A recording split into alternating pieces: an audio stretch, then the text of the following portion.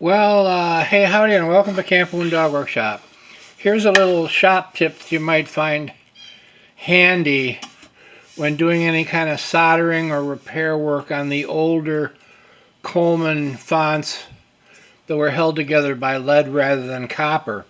Especially on CQs and guys like that. I don't know if you can see this, but no, you can't. I can't anyway.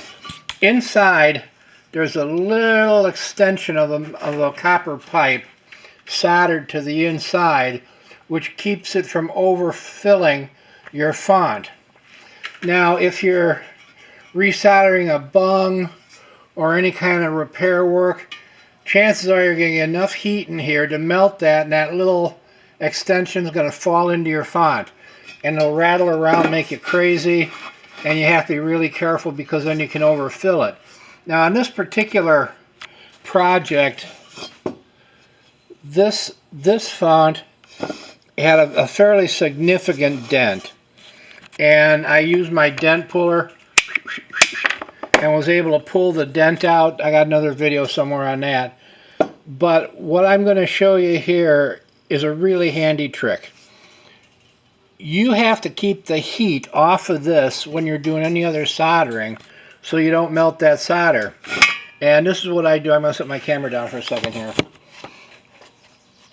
I got a paper towel and I fold it over a couple times and then I roll it up.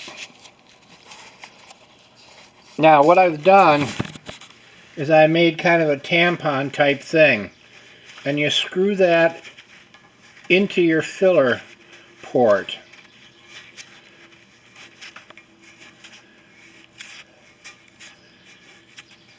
And you don't screw it in all the way, you leave some sticking out. And then when it's in, what you do is you saturate it with water.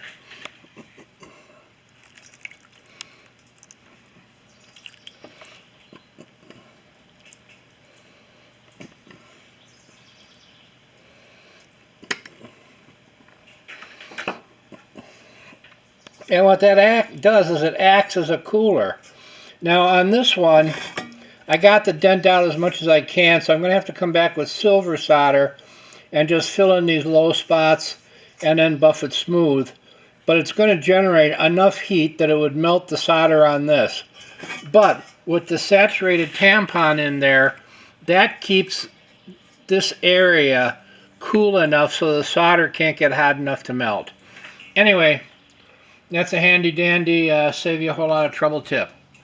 Works for me, probably work for you. Alright, thanks for stopping by. Bye, I'm out of here.